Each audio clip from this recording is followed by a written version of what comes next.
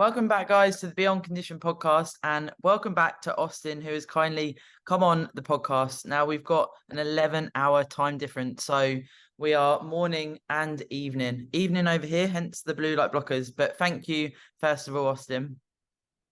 Yeah, I actually have my light box shining on me. So I have the sun lamp on and you have the blue light blockers on. So we're we're in opposite space right now.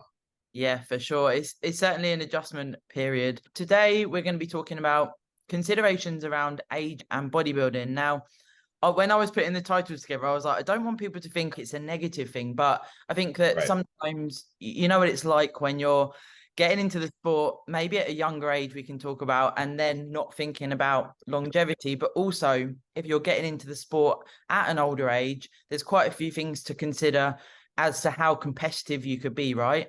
Yeah, so it's funny that this is our topic because for whatever reason I have accumulated quite a few masters competitors, and actually this so tomorrow which would be Saturday here in the US. um I have another Masters competitor doing an IFBB Masters show. They have like these designated pro shows. The US has several of them. That's, generally like a 40 and over, 50 and over, 60 and over. They have the age categories. So I have a lady tomorrow, and I've had two more pros prior to that already. And then, at the previous national show was all Masters competitors on my roster. So I'm getting a lot of them, I guess, is the bottom line. Yeah, for sure. I think that it's super cool because when I see you post the photos and it's like, that's really cool. And there's almost that like age defying thing about bodybuilding to a certain degree. It's like, well, you see people in shape. I go to the gym and you might see people that are, like you say, 60 or 70, and you think, wow, they look great. And it's not necessarily that they've done it their whole life. Now, I'd imagine a portion of that would be when you speak to them, a lot of them have done something in the past, like been in the army or something like this, and that helps to, solidify muscle, etc., etc. Do you find this as well?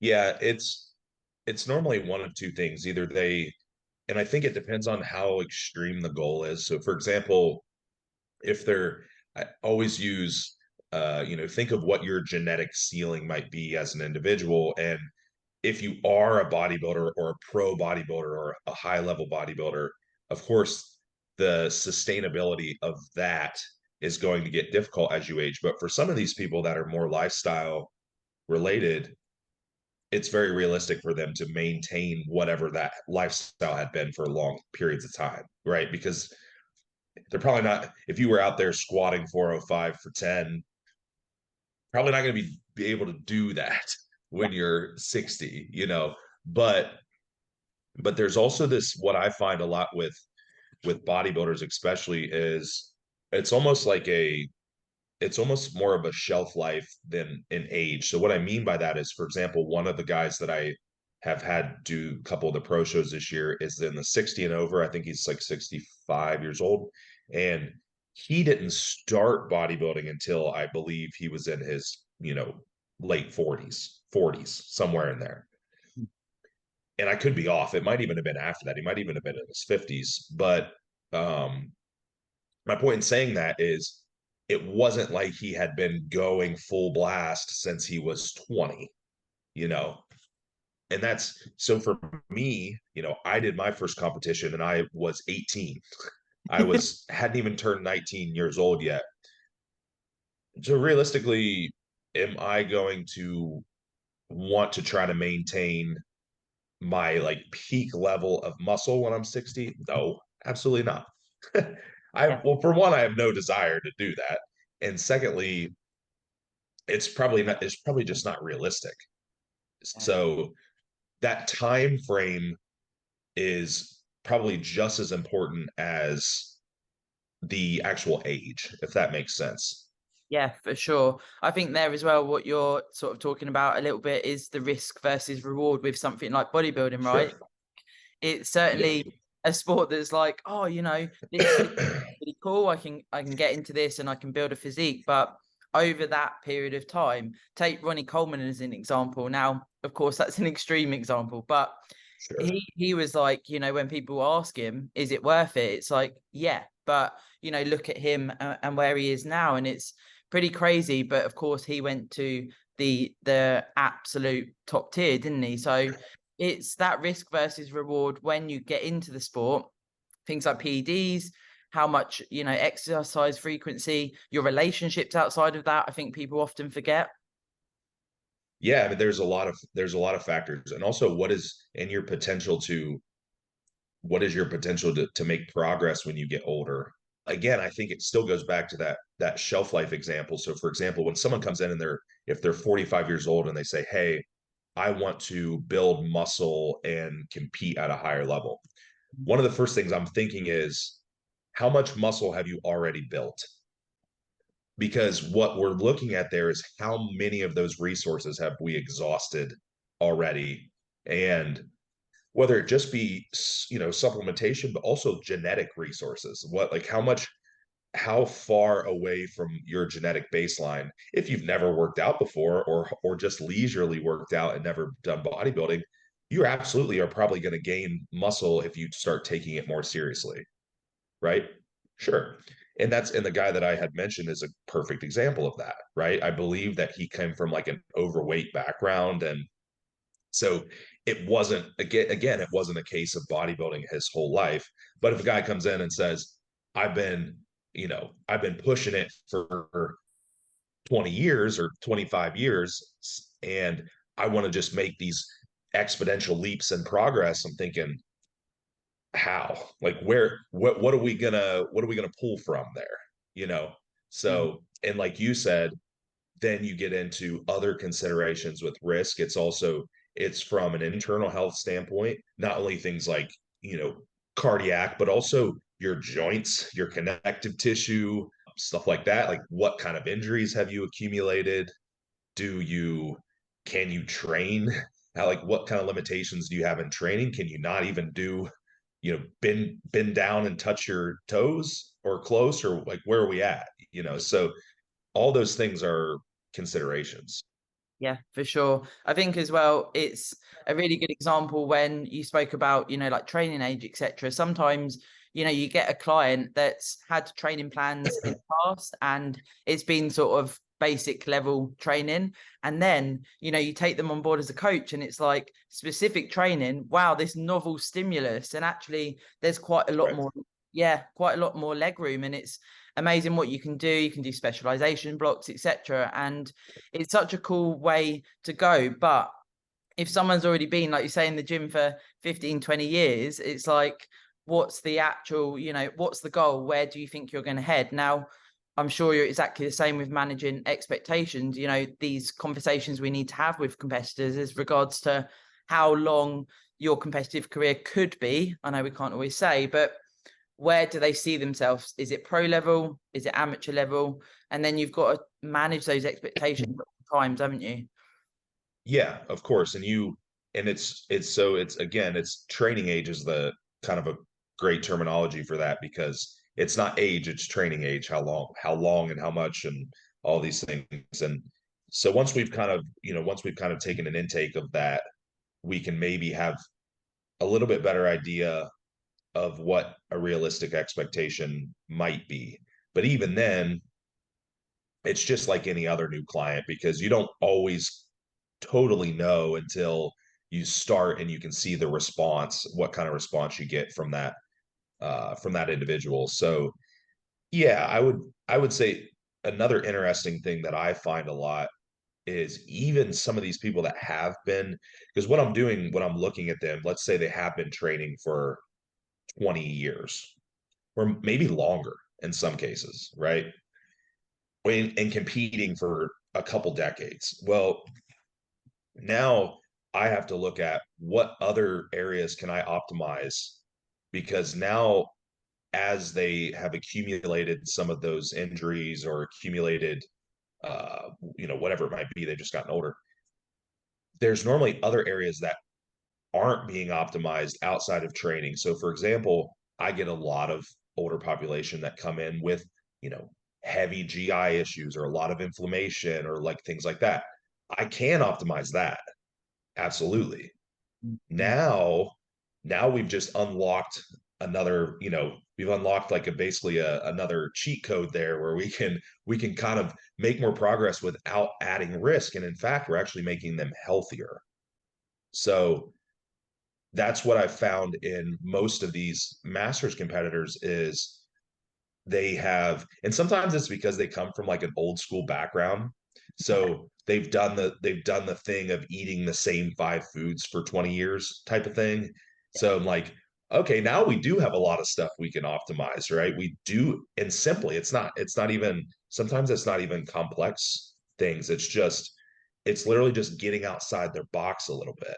That box that they've been in for so long. They've dieted, maybe they've tried to diet the same way for prep for the last 20 years and it's not working like it did when they were 30. So we can just fix all of that stuff without adding any risk there at all Yeah, and continue to make progress.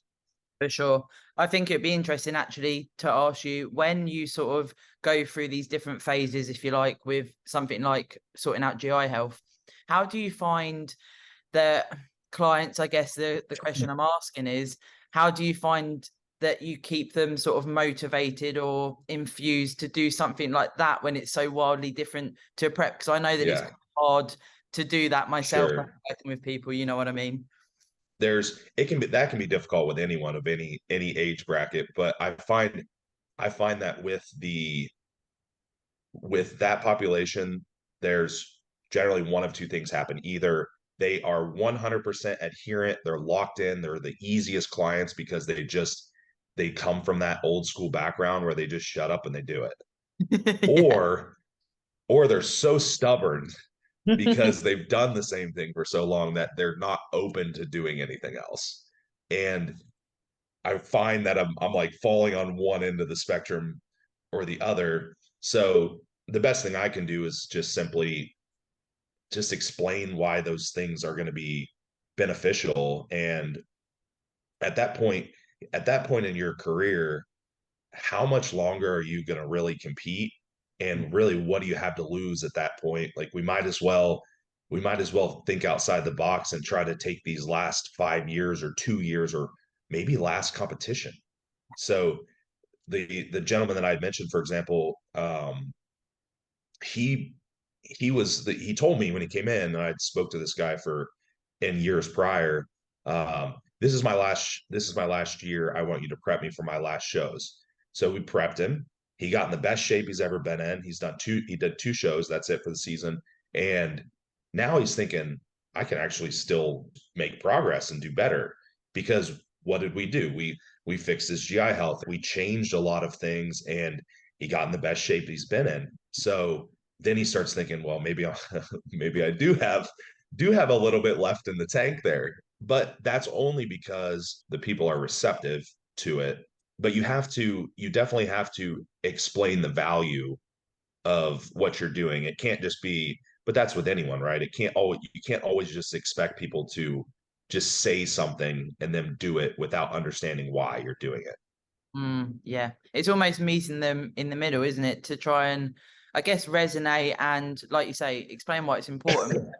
Maybe be in their head, what would keep them intrigued and want to keep on this type of phase. Because I know myself, it was always like back-to-back preps, off seasons. And then when I was, getting some advice from you about GI, it was like, how am I gonna do these little things and stay, oh yeah, I really want to, keep going here. And actually, then I started, since we started talking about GI, now when I see food, I see health. It's such a change in mindset. I don't know if you said something to me while we were talking about it, but I've had this like complete turnaround where, when I go to the store to get food, I'm like, right, okay, so I can get a selection of veggies and all of these things. And I think there's certainly a pushback sometimes with when you're working on things like GI and saying, let's look at different colors, different vegetables. It's like, I'm not a child, I want to prep, I want an off season. You know what I mean? Right. Well, one thing that I one thing that I do try to do with the I'm going to say the masters population because we're talking about masters competitors essentially is we do have to consider the fact that they probably won't be competing for 2 more decades or even 1 more decade or maybe even 5 years.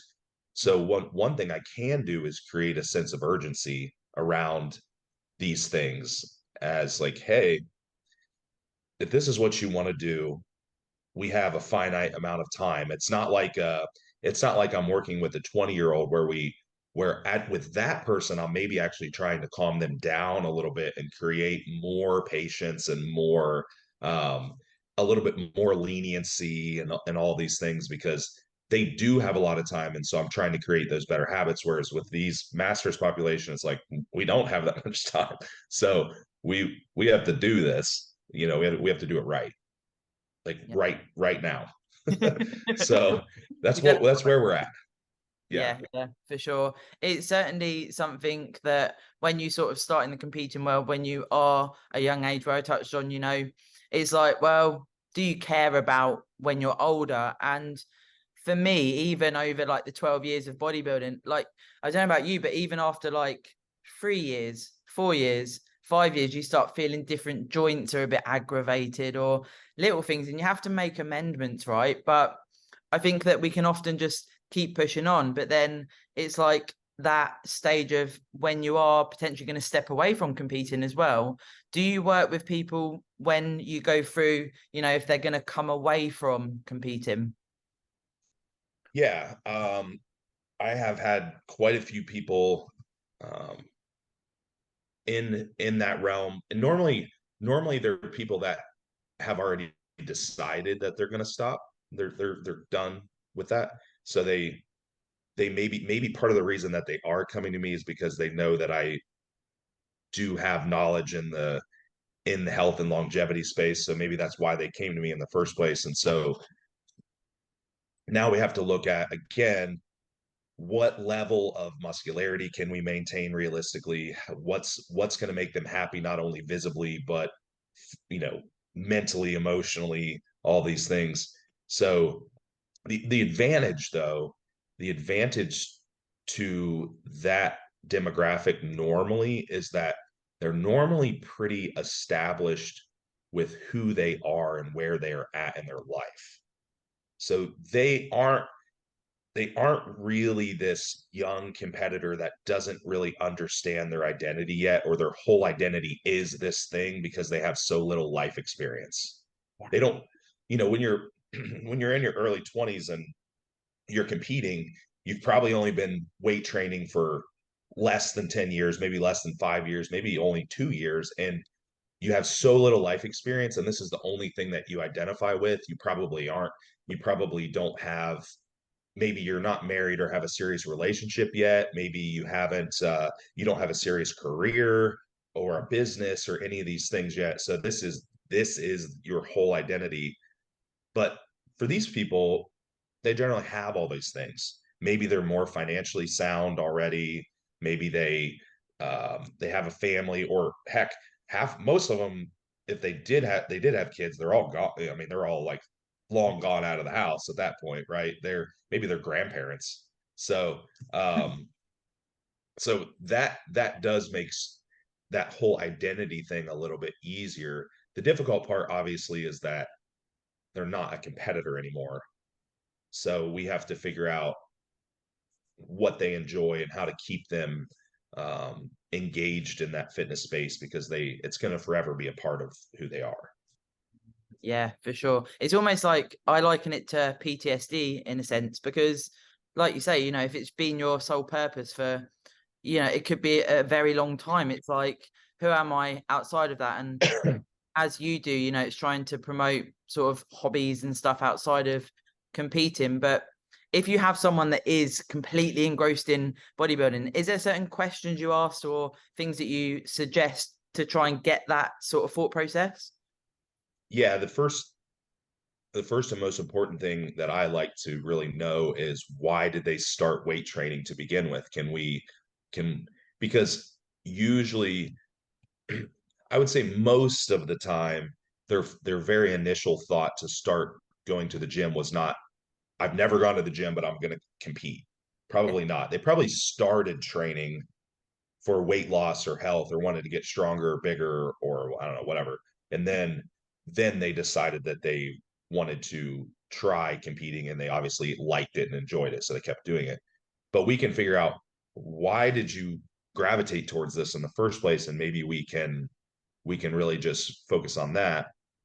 So whether it was for weight loss, or maybe it was just that they were getting older and they thought, man, I really need to do this for my health and my longevity, and I want to be able to do stuff around the house effectively. I want to be able to play with my grandkids or my kids or whatever it is. And so we can really just hone in on those things, because ultimately that's why they started in the first place.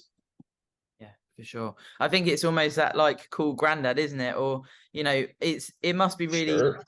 yeah, it must be really nice. Like my mum's not sporty or anything at all. And I always think, oh, it would have been really cool if we'd been able to do stuff like that together. So I'd imagine, you know, it's almost like that. At least they can go, okay, so I competed for X amount of years and talk about that and have those memories. But then it's almost rebuilding a life outside of that, which can be quite hard. And I'm actually going to do a podcast with a guy that worked in like a sort of psychiatric ward where there was Olympians, professional athletes that have either got injured or they've come away from sport, and they tend to go through addictive type behaviors. So they may then become addicted to, drugs or alcohol or whatever it may be. Now, I suppose it'd be quite interesting to ask you if there's any experiences you've had where you've almost had red flags seemed a bit drastic, but things where you think, okay, so I really need to get inside this person's head to ensure that they don't go,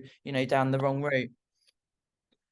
Well, the addiction thing is real. The problem, and you really just said it, was, are they going to latch on to something else afterwards that's going to be deleterious to their health? So could be drugs, alcohol, could be really could be anything. So we obviously want to try to avoid that, and we want to try to keep them focused on the things that they enjoy, which is fitness. And a lot of the time, by that point, they're kind of broken down and they have injuries and they're, all this stuff. So we have to show them that they can still engage and there are other things that they can do. So maybe they don't really focus on just heavy progressive weight training, and maybe they actually explore other forms of fitness, calisthenics or swimming or yoga or whatever, anything. I mean, there's so many areas that they can explore, recreational activities, whether sporting stuff that they can do. Maybe they enjoy leisurely stuff, maybe they enjoy like golfing or something, I don't know, whatever they enjoy. We want to see how we can translate that, because they need something, Structure. right? So yeah, so instead of obviously trying to keep them away, trying to kind of hone in on that addictive personality, but really make it translate into something effective and useful, Mm. rather than something deleterious to their health.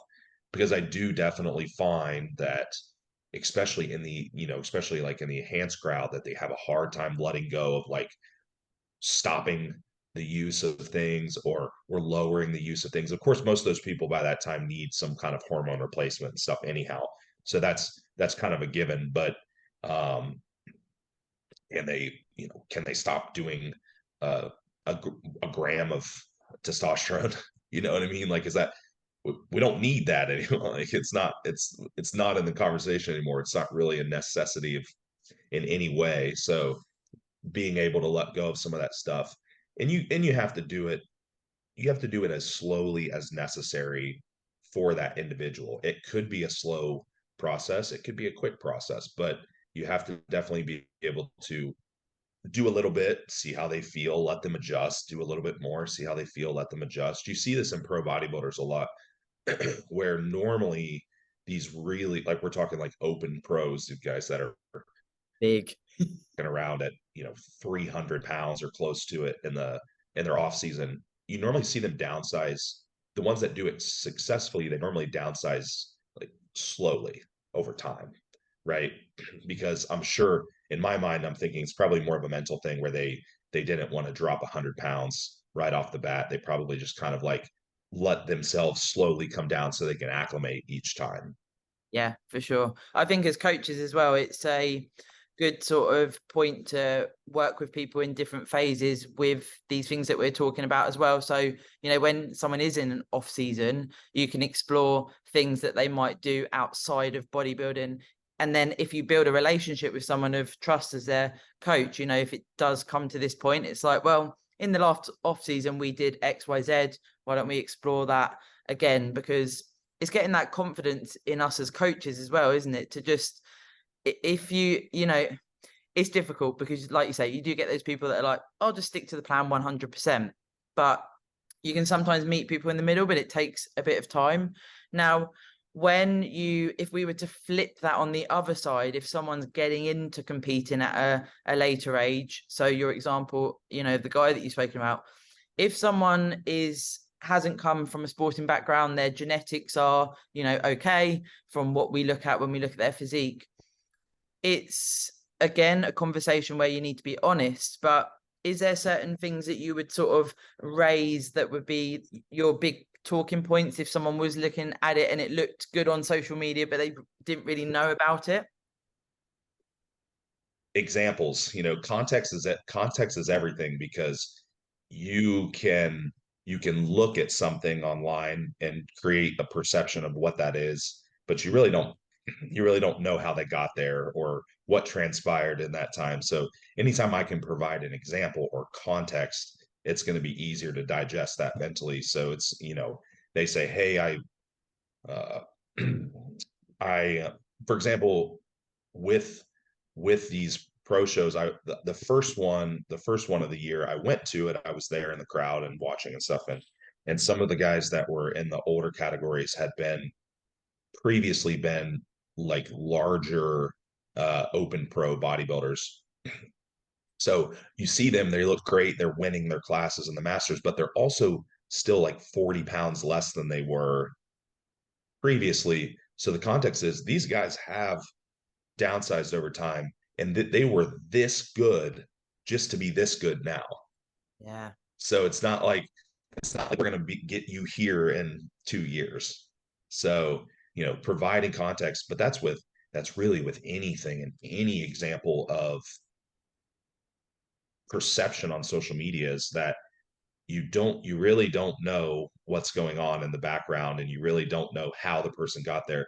And honestly, it's that little snapshot in time. That person could be going home and binge eating and having a real difficult time every day at home and have all kinds of internal health issues, and they're just on that cusp of destruction. And you wouldn't know it by looking at it, because they can put some fancy post up there and make it look real good, making themselves look real happy and motivational quotes and whatever, but you really don't know. So context is always key when you are trying to explain these things. Yeah, for sure. I talk about genetics and sporting background a lot because there is quite a commonality with a lot of people that are successful, you know, like IFBB pro level. They've done some sort of sporting background in the past as a child, maybe, and, you know, built those foundations and then got into bodybuilding. But like you say, on the face of it, it's like, oh, wow, you know, that's an achievable physique. And I think that sometimes, I don't know about you, but if I get someone come on board as a lifestyle client, we start working on the fundamentals and all of that, and then they sort of have aspirations to compete, and they've dieted for X amount of time and lost a good amount of weight. But then it's that, I liken it to a normal diet, and then you have prep, which is going far beyond a normal diet. But I think that sometimes maybe in their mind, they've lost 10 kilos, say, and they need to lose another 10. Oh, well, it will be just as easy as losing another 10. And then you start, you know, feeling the pinch, and it's like, I don't know if I can do this, and things start to slip outside of, you know, in their life and work, etc. And that's tough, because I think, again, if they've told people they're going to compete, it's quite hard to then pull back, isn't it? Yeah, but I think it's also just as important to tell them that it's okay if they don't want to, Yeah. if they don't think it's for them. I I mean, there are cases where people have aspirations to compete, and then we get into that process and they just end up not wanting to do it. And okay, that's fine. You're not going to get pushback from me. The only thing you're going to get from me is that I try to give you a perspective from both sides of it. I don't want you to regret any decisions that you're making now because something's difficult and you aren't going to see it through. But at the same time, it's absolutely 100% your choice, and you owe nothing to anyone, right? You owe nothing to anyone. You don't have to do these things. There's bodybuilding is a small it's such a small niche thing. So if you walk out in the general public and you're walking around, absolutely no one's going to think that you're weak because you didn't compete in a bodybuilding competition, because nobody cares, to be Yeah. completely honest. It Mhm. really doesn't matter. You're probably what's going to happen is you're still going to walk around, and if you're 50 or 60 years old, or uh, people are probably still going to be very impressed by how you look and what you've achieved, and regardless of your accolades. Yeah, like you say, nobody cares, and that's quite a bitter pill to swallow initially when you're competing, because you think, wow, Sonia actually, when she came on the pod, really described it well. You're the talk of the town, like 5 weeks out, 4 weeks out, 3 weeks out. Everyone's like, woo! And then like a week post show, or even just after the show, you're alone, and whatever the result is, It it, doesn't matter anymore. yeah, So you yeah. you have to, a good underlying message is there, is that you have to do it because you want to do it, not because you think you should, or it's going to change your perception or anything. And most of these individuals don't have a business in fitness or anything that's gonna it's actually going to benefit them. I mean, maybe some of them do, but for the most part, it's going to have no impact on their financial success or their anything, really. So it's not like, if you want to do it, it has to be really for you at that point. Mm. I think a big consideration, like you say there, with like finances and work, if you're not working in the bodybuilding space, that actually when you go into a prep, you are compromised to a certain degree. And there is things that start to slip outside of your home life, work life, relationships. And it's quite hard because when you're in a prep, you maybe don't realize, and it's something I talk to clients about, even like a photo shoot prep, if you're dieting pretty lean, you still get that kickback. And then it's that conversation. Do you need to be 100% alert at work? Do you start to feel this diet fatigue? You need to be open and honest with me. And there may be a point where we need to, pull back and go into reverse out, etc. But it's never easy when you've committed to something, is it? Do you find that men are worse than women, or about the same? Mm, I think it's person dependent. I mean, I find it just as difficult on both sides of the coin, to be honest. It all really boils down to how much stock do you put in that identity. It's it's really what it boils down to. And you mentioned great examples of outside hobbies and things, especially with you transitioning out or having other things to occupy you. Like one of the things I do, and I'm not in the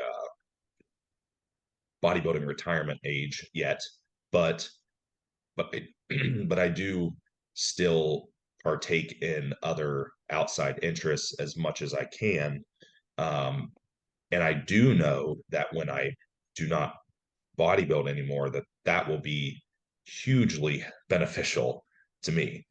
And it is already hugely beneficial to me because I already can do these things and you know, not just sit and let every second of my day revolve around the clock and waiting for the meal or whatever it might be. So, and that's really important for everyone, because with most of what we do in fitness and bodybuilding, we're following some kind of plan or structure. How much thought does that require once you've done it for a long period of time?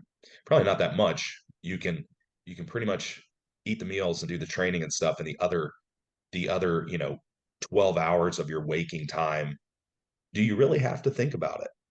Well, yeah. Because it's going to work. It's going to be there. It's going to be doing what it's supposed to be doing. So how much thought do you really have to put into that? not nearly as much as most people make it out to be. Yeah, and this is it again, isn't it? There's definitely things on social media that has certain thought processes that are tied into bodybuilding. And when we did the seminar with you, the allostatic load, when we were talking about that, that was really interesting because, you know, being a bodybuilder, and if you're on the other end of the spectrum, so like the opposite to what you're saying there, we can breeze through our tasks as a bodybuilder, certainly if we accept that this is a lifestyle and it's a choice. But I think that sometimes if people are doing it for the wrong reasons, that load of stress over a day on top of work, on top of home life, you know, it's not a good lifestyle to be in, but maybe they can't see it. And when you do as a coach, try and not question, but if you ask questions about, you know, how is your stress management? How is life outside of bodybuilding? I get pushback. I don't know about you. It can be quite hard. Yeah, those are abrasive, difficult conversations to have sometimes, but I try to, like, kind of going back to what I said, I try to show people that you can you can do these things. If you don't want to, that's okay, but you can do these things and still maintain pretty much everything else in your outside life. It takes a little bit of planning, of course. Sometimes it takes you, when you're tired or fatigued and stuff, it takes you stopping and thinking for a minute, not to project onto other people, right? But but ultimately, when you're talking about prep or kind of like stepping it up a little bit in your programming, what my my thing is, like, what really changes in your life? The What really changes in your programming is usually the amount of food that you eat Yeah. may go down, right? And the your activity level can potentially increase, cardio, right? So does anything else change in your life? No, it doesn't actually, because I think one of the issues that people run into there a lot is that they automatically, like, flip the switch that they're doing prep now. It's the same stuff. So it's not like, if you've already kind of been living that lifestyle, it's really not anything too much different, right? It's just the amounts and the durations and stuff change. So um like when I prep myself, when I prep, I always, one of the things that, especially in the last few preps or so, that I've gotten really, really focused on is I want to do all the same stuff in my regular life that I would normally do as much as I possibly can. Um, and so those things might include a hobby. Those things might include, it can be simple things. It can be like, I do at home, my tasks are I take out the trash and I do XYZ task. Okay. I'm going to continue to do all of these things and maintain my normal routine as much as possible. I'm not going to push this stuff off, um, or push off these feelings or emotions or tasks onto other people. I'm going to, this is my choice. I'm going to continue to maintain my part in this equation. And you can, outside of the ending, it gets, you get really fatigued, and if you having a good support system that can help you is definitely important, but you can't become a victim. Yeah. This is not a victim, this is not somewhere where having a victim mentality is going to benefit you at all. Yeah, for sure. I know myself, you know, when I went into my first few preps, I couldn't understand why everyone didn't want to do a prep and why everyone was eating what they were eating and I wasn't allowed to eat what they were eating. And it was like this weird space. It's not that I didn't understand it was a choice. It was almost like, well, everyone should do this. But actually, like you touched on earlier, it's a very small percentage of people that would actually do it. And I like what you said there about support network. Now, is there, so when you and Joy got together, was there certain conversations that were like, okay, so this is what I do? Is it just complete open and honesty that you found has helped? Yeah, definitely. It was, well, in my life's, obviously, even more engrossed because I work, that's my work and a hobby, if you want to call it that. So I was pretty well, I would say this. What one thing that I did, and I think is important if we're talking about relationships in general, especially if you're a competitor or a hobbyist Yeah. bodybuilder getting into a new relationship, is do and be who you would normally be, and don't deliver what you would normally deliver. And because that's kind of a relationship thing, I think a good I'm not going to claim to be an expert, but that's a thing within relationships. I think that's a problem anyhow, is that you go into it and you start doing all these things and delivering all these things that you normally wouldn't do, and then you can't maintain it, and the Yeah. real you comes out later, and now we have a problem. Yeah. So um but yeah, so to that point, it was like, hey, I have a busy schedule, these are the things I do. We figured out how that worked. But I always show up, and I'm always consistent, and I always participate, and I always contribute and stuff, because ultimately, these are things that I want to do. So I'm not pushing those things off onto someone else. So yeah, it is difficult for some people from an outside perspective to understand that. So some people might say, well, you have to I would have to date somebody, or have a relationship with people that are within the space. I would say that that could be beneficial potentially, but there could be potential downsides to that too. Potential downsides could be that you are closing yourself in a box and not realizing that there are other things. Yeah. you Yeah. know so ultimately, regardless of if that person's in or out of that space, it's just that you have to be transparent with each other, and form that support back and Yeah. forth. um Mhm. everyone has different things to contribute, Yeah. so understanding what those are is important. Yeah, for sure. And actually, a bit of what you said there as well about relationships in general, perhaps we could wrap up with, if someone is getting into the sport, or even just, bodybuilding lifestyle wise, and they've, say they're 50 and they've got all their friends that they've solidified from their 30s to the 50s, say they've got a workplace that they've solidified, that they have lunch with everyone every day, or they have some cake at the weekend with a friend, and all these things, and then there's that complete overhaul of the lifestyle as such. When you get pushback from external pressures, is there certain things that you work with clients that are almost quite scared to, I guess, push back on that external pressure? Because I know certainly people that they can't adhere to a diet because they're not willing to say no. Is there a sort of process you go through?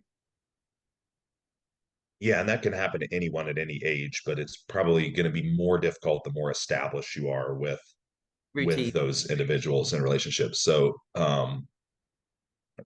what I find most of the time is that good good friends, or good uh, spouses or partners or whoever it is, don't really care as much as you think. They just don't understand.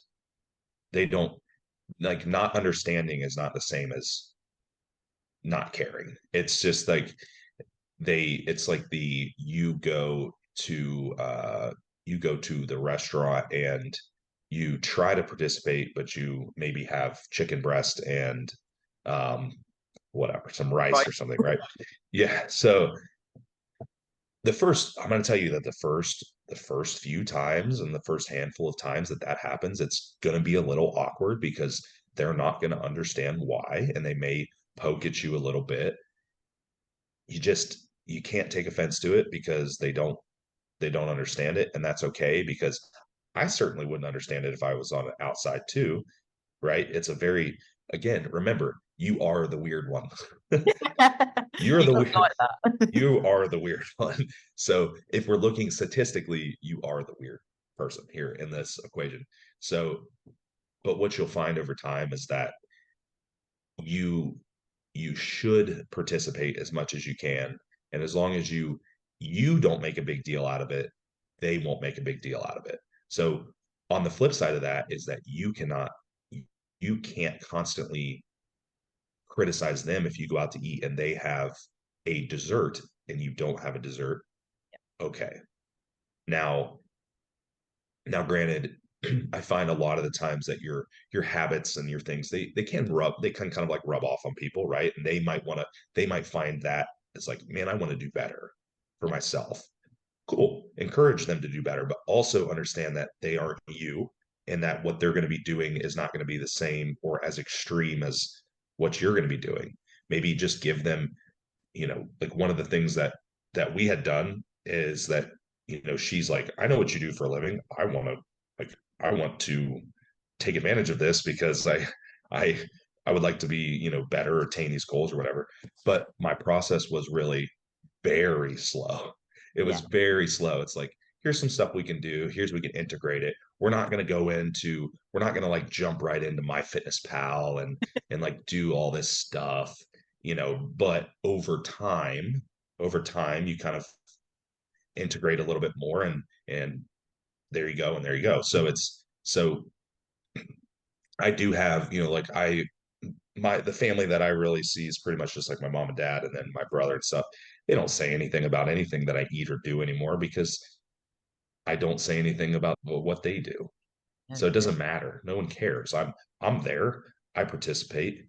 I think the worst thing you could probably do is never participate because then then of course there is going to be issues. Those relationships are going to be taxed. And there's always a fine line. Eventually, there are situations where sometimes these people just aren't serving you anymore. And if you're not giving them, you're not giving them any flack about it, and they're just constantly, projecting on you, it just might not be a relationship that's serving you. If what they want to do is, what they want to do on the weekends is go out and drink every weekend and you can't do anything else and there's no other things that you guys can engage in, then it just might not be a relationship that's serving you anymore, right? And you're wanting to better yourself. It's not a selfish thing. It's just that you only get to do this once. And that's so you do potentially outgrow relationships also. And that's okay. It's going to be difficult. You're going to feel guilty about it. It's going to be awkward, but that is something that happens.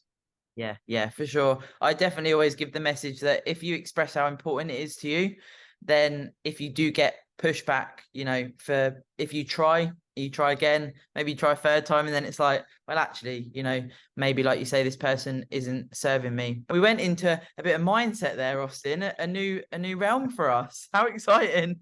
Yeah. Well, we got a little sidetracked, but that's okay.